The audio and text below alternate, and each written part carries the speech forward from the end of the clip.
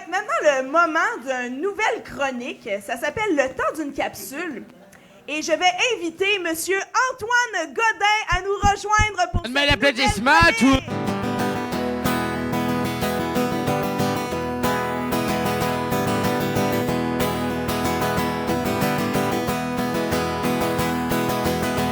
Merci beaucoup d'être là. Alors, Antoine, c'est qui Antoine? Antoine, t'es qui, toi? Je suis un brasseur et distillateur. Pour qui?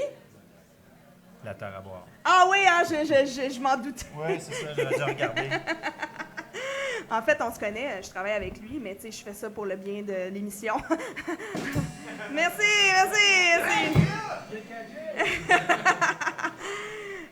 Antoine, il est là pour nous parler de plus en profondeur des procédés au niveau du brassage, au niveau de la distillation. Donc aujourd'hui, on va y aller avec des termes. On va faire la distinction entre, en fait, je pourrais dire la terre à boire est une ferme brassicole. Puis on confond souvent avec une microbrasserie. Puis j'aimerais ça savoir c'est quoi la différence. Donc c'est quoi la distinction entre une ferme brassicole et une microbrasserie? Bien, tout d'abord, je devrais dire que. On a combien de minutes, là? Bon, 5. 10 minutes, sinon je te sac dehors. Non, c'est pas vrai. Ben non, c'est pas vrai. Non, mais c'est correct. Facilement, j'aime là. ça que tu me comptes. Eh non, parce que là, prends ton je temps. me disais, c'est dommage que tu n'aies pas 3 micros. Parce que là, Ludwig aurait pu rester avec sa chemise avec des ananas, tu sais, tout ça, ça aurait été le fun. Ça aurait été beau, hein? Ben oui, il va revenir, inquiète-toi pas, il est tout le temps là, Ludwig. OK. Wow, il vient m'aider une fois de temps en temps. Mais je vais répondre à ta question. Oui, OK. Fait qu'une Qui ferme était comment on fait brassicole. un bonhomme de neige? Oh mon Dieu, mais là, je n'étais pas prêt pour ça. Sors tes notes. J'ai ma feuille. Fait qu'une ferme brassicole. Fait que quand on parle de ferme, tu sais, on va penser, dès qu'on voit une grange, tu sais, je sais pas, des poules, des chèvres, puis si on sert de la bière, tu sais, on se dit, ah mon Dieu, je suis sur une ferme, tu sais, c'est cool. Puis c'est vrai, tu sais, ça peut être comme, on peut considérer ça comme une ferme. Mais c'est quoi une ferme brassicole? Évidemment, quand le gouvernement s'en mêle, là, il y a des règles, puis c'est un peu plus strict qu'avoir des poules, puis bon. OK. Fait que, Parle un petit peu plus proche du OK, ici, on est en zone agricole. Et c'est une exploitation agricole. Ça veut dire que le permis, c'est vraiment ici à la terre à boire. Le meilleur exemple, c'est la terre à boire pour une ferme brassicole. OK. C'est que le premier permis, c'est ça.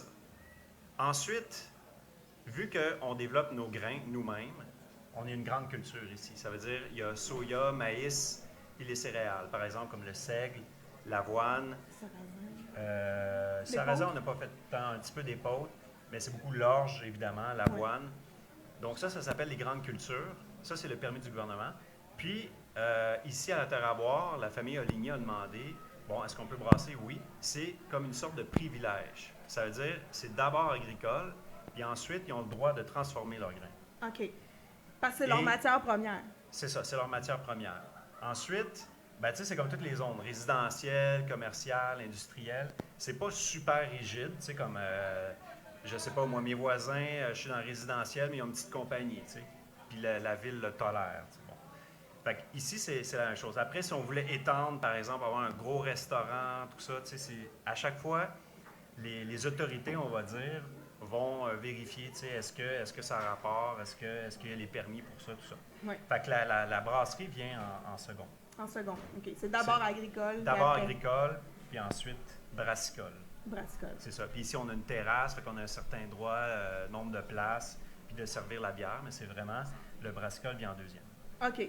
Puis, si, ben là, ça, je t'avais pas dit que j'allais te poser cette question-là, mais c'est pas mettons grave. juste une microbrasserie, ça serait quoi comme exemple? Bien, une microbrasserie, c'est que justement, tu peux être. Par exemple, une microbrasserie pourrait être juste dans l'industriel, un quartier industriel. OK. Puis là, brasser sa bière, puis après ça, la vendre sur les tablettes. Puis il fait venir ses grains, il produit pas Il ses fait propres venir ses grains. grains. Ouais, Ça, c'est c'est clair. OK.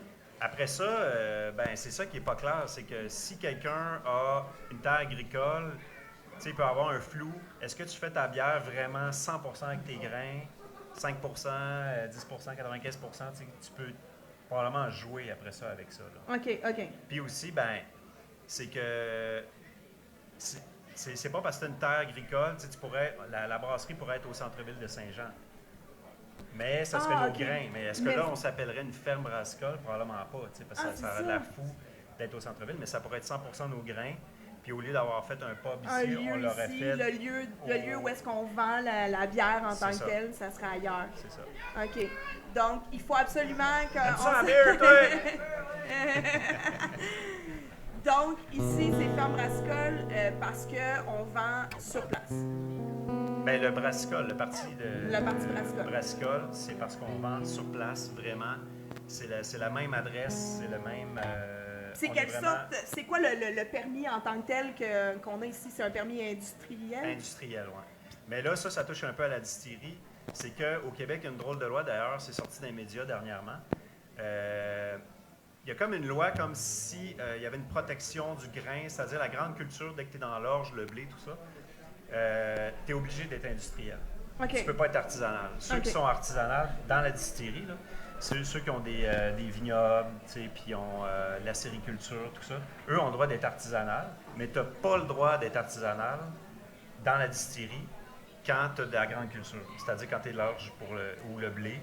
Donc, c'est comme si, tu sais, d'ailleurs, c'est le ministre des Finances qui a dit ça dernièrement. Il a dit, ah oui, sinon ça va contrevenir à des règles internationales. Puis, l'association des distillateurs a demandé d'avoir des preuves. J'ai pas la suite de ça, mais a demandé, genre, nous, on a fait nos devoirs, puis on n'a pas trouvé ça.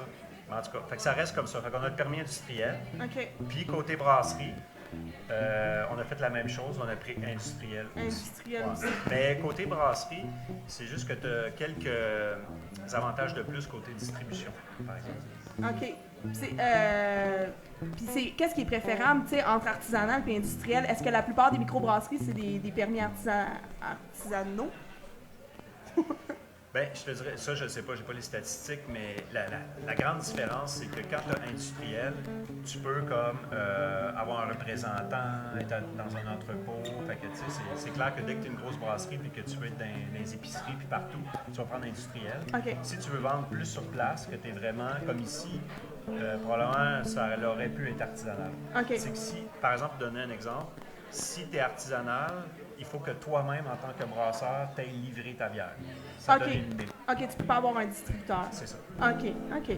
Ah, ben, ça nous éclaire quand même. Est-ce que vous en avez appris un petit peu plus sur la distinction? Vous faites la différence maintenant entre une ferme brassicole et une microbrasserie? Yes! J'ai une dernière question pour toi. J'aimerais ça savoir, ben, sais-tu à peu près combien il y a de fermes brassicoles au Québec? Ouais, ben là, c'est là que je sors ma feuille. Il n'y a pas de problème.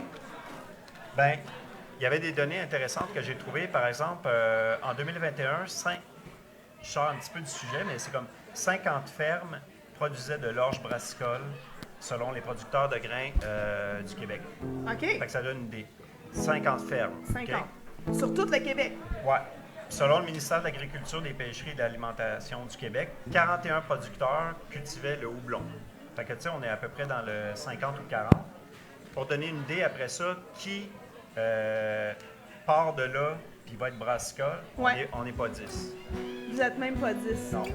Wow! Donc, vous êtes vraiment privilégié en ce moment d'être dans une ferme brassicole à Saint-Blaise-sur-Richelieu. On peut applaudir la terre à boire, je pense. Yeah!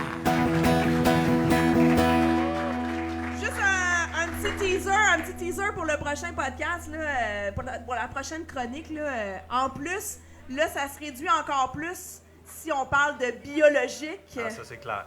Parce que ici, je ne sais pas si vous le saviez, mais à la terre à boire, les productions sont biologiques ici. Donc, on va en parler plus longuement à la prochaine chronique. Ouais, un autre 5 minutes, 10. Un autre 5-10 avec Antoine Godin pour le temps d'une capsule. Alors, on remercie Antoine. Je te remercie. Une bonne main d'applaudissement. Yeah!